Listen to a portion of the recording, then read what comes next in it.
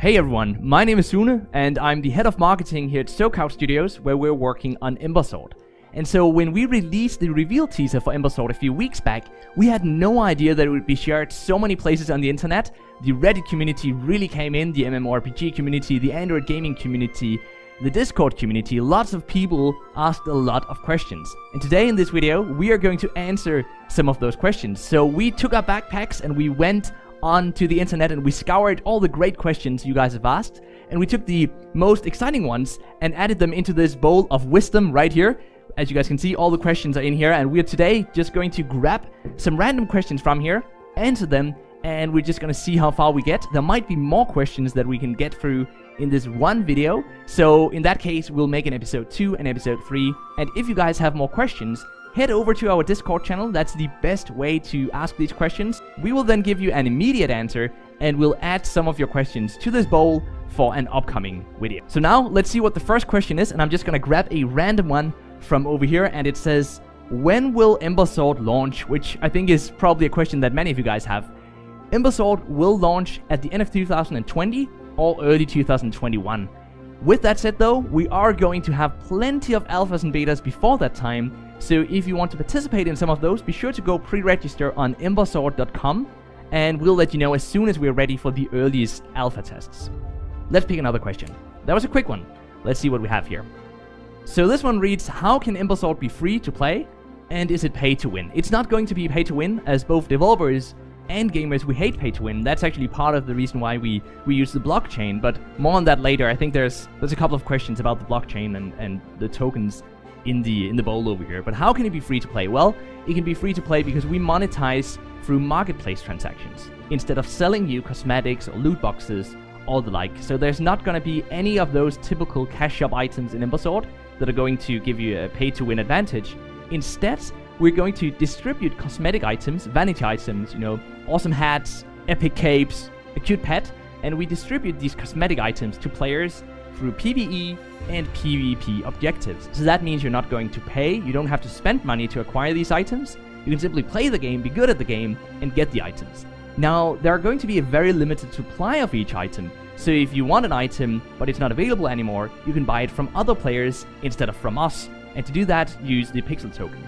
And so when you trade these items on the in-game marketplace, we will take a transaction fee in pixel tokens, which we then sell back to new players who want to acquire pixel tokens to acquire cosmetics or own a piece of land in Ember Sword. But more on land ownership later in this video or in the next video, depending on when the questions come up. So that's part 1 of how we monetize Ember Sword, and part 2 includes a non-pay-to-win optional monthly subscription that you can pay to unlock some extra vanity items, such as a fancy title, a few extra bank slots, and stuff like that. So I hope that answered it, and let's just grab the next question from over here. I'm gonna mix it up a bit. So the next question, let's take this one.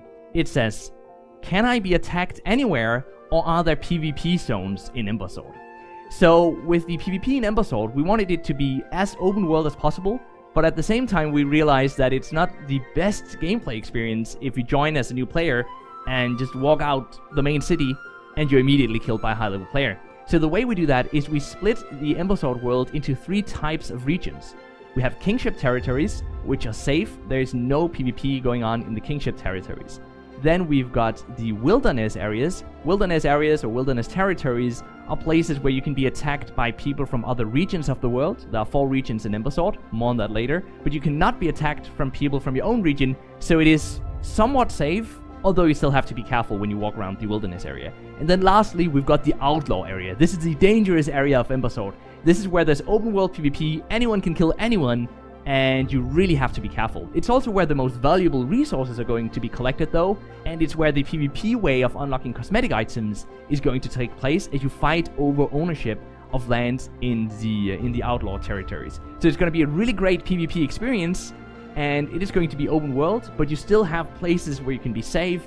If you just want to go out and collect some ores, you want to fish some to turn that into food, so you can use that when you're in PvP or when you go out and kill some monsters. There are safe zones, there are semi-PvP zones, and there are full-blown open world PvP zones. Now, on to the next question. The next question reads, that's a kind of similar question actually. What kind of open world PvP is there in Ember Sword? But then the question goes on, do I lose all gear if I die? Now, this is a question we received a lot of times, because in the teaser, we said that there would be full gear PvP, and many people assumed that meant that no matter what, in all cases in the game, when you die, you're gonna lose all of your gear. So yes, you are going to lose most of your gear and equipment and weapons if you die, for example, in an outlaw territory in Ember Sword, because there has to be a consequence of going out there. Otherwise, you could just run out there with a low-level player, collect the resources, and then run back to safety. So there has to be a certain risk involved in doing that. But of course, we'll balance it very nicely, and I think a game like RuneScape does it very well, in that you get to keep free items, and we're looking to find some balance where the reward of going out there and risking losing your gear makes sense. But at the same time, you don't want to start all over from scratch every time you die, of course. A big part of this is also making even the better weapons not that rare, so that it's easier to get more of them, so that you can actually risk losing some of them without feeling that you lose everything in the game. What you're gonna fight for in Ember Sword are not so much getting the strongest sword or the strongest equipment, but rather the cosmetic items and the land ownership. And you're not gonna lose any of that when you die, because it's on the blockchain. It's actually impossible for us to simply take away from you. But more on that when we get to the blockchain questions. Now let's move on to one more question before we end off this video here, and let's see what this one says. It says, what is Ember Sword? Alright, should have probably had that one in the beginning, but Ember Sword is a free-to-play open-world MMORPG that you can play in your browser, directly in your browser, without needing to install any sort of plugin or download any software, or you can play it through the PC client that we're looking to release on platforms such as, for example, Steam. So in Ember Sword, you create a character. There's a classless combat system, so you don't have to pick, I'm gonna be a warrior, I'm gonna be a cleric, I'm gonna be a wizard, I'm gonna be an archer. You simply create a character, make it look the way you want, choose a username for the character, and then you go out into the world and you do whatever you want to do. You can go fishing, you can go train with a bow if that's what you want to do to begin with. You can later on switch to a sword and shield, or even a two-handed if you want to be a fierce warrior. You can also just go out and trade. You can collect resources, sell it to other players, go out in the hope of finding a PVE boss and get a cosmetic item from that, sell that to another player for pixel tokens, and use some of those pixel tokens to acquire a cosmetic that you want, or maybe even save up to buy a plot of land in the game. Or you could even just sell the pixel tokens for US dollars or euro on exchanges, because the premium currency, being the pixel tokens, isn't locked to the game in Ember Sword. So I think with that, we're gonna grab one more question, because I'm really hoping that we'll get a blockchain related question. So let's grab a random one from down here. I'm gonna close my eyes and we're gonna pick this one. I have a good feeling about this one. Yes, here it is. This is the big one. I heard that Ember Sword uses blockchain. What does that mean? And why would you want to use blockchain technology? That's a great question, and this was definitely one of the most frequently asked questions. Now, as to why we use blockchain technology in Ember Sword, well, there are 3 primary reasons why we do that. There are many more reasons actually, and you can go read more about that on Discord or on our Reddit, our subreddit simply called Ember Sword. But there are 3 primary reasons, one of them being security, another one being proving scarcity and item history, and then the last one being transparency. And let's actually start with the last one, the transparency part, because this is really great. It means that we as game developers can be 100% transparent about how the marketplace works, how we monetize the game, how many pixel tokens exist, how often we're going to introduce new cosmetic items, how few or how many of those cosmetic items exist, and you can know, guaranteed, that we will never be able to create more of this type of cosmetic item. And the reason for that is that everything that controls these aspects of the game is on the blockchain, and the blockchain is controlled by these small blocks of code that are called smart contracts. These smart contracts we create, and we then deploy them on the Ethereum blockchain, and everyone can go view them.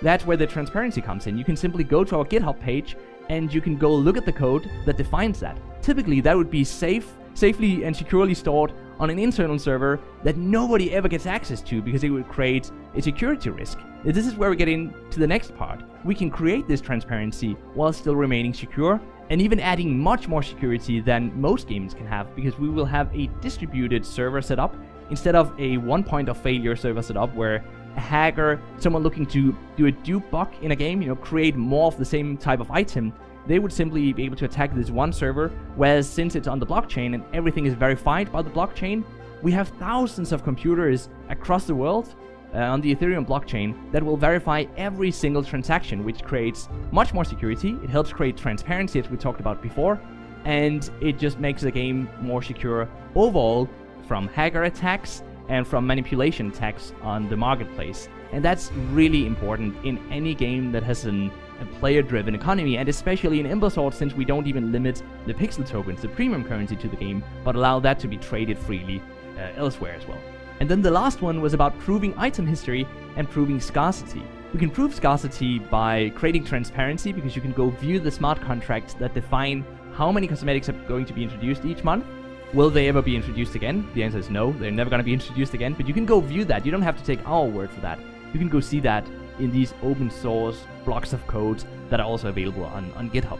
But apart from that, we can also do all sorts of awesome stuff like creating item history. So you'll be able to see, for example, that this cape that you're wearing right now was actually worn once by the best Ember Sword player as they took down this epic beast or defeated this other second best player in Ember Sword in a PvP match. You'll be able to see that history, view that history for every single cosmetic item, making sure that each and every one of them are unique, they all have a history, and there's a reason for you to acquire this specific one instead of this other one. And of course, yes, people will be able to see which cosmetics you have, so you can go out and brag by saying, hey, I've got this one. Okay, cool, but I've actually got this one, right? So even though they might look the same within the game, they each have a history, and they each have a reason to be a collectible item that you or someone else might want to collect in the game. That also means, of course, if you're really great at the game, you can go out and do all sorts of crazy stuff with your items and sell them to other players because they have item history. These were just 3 of the reasons. There are many more, but these were 3 of the reasons why we use the blockchain for Ember Sword. And if you have more questions regarding that, just type them. We're gonna reply on Discord, as I said, and we'll include them in the next video. So that's going to be it for now. I would really encourage you guys to go pre-register on embersword.com. I hope you will share this video with your friends who you think might enjoy Ember Sword, or just join us over on our Discord server to hear much more and ask many more questions about Ember Sword. I've left a bunch of links. If you're watching this video on YouTube, they're going to be in the description box. If you're watching on Twitter, LinkedIn, Facebook, elsewhere, they're probably going to be in the post itself. So go have a look at those. And with that said, we hope you'll have a great week, and we'll see you guys next time.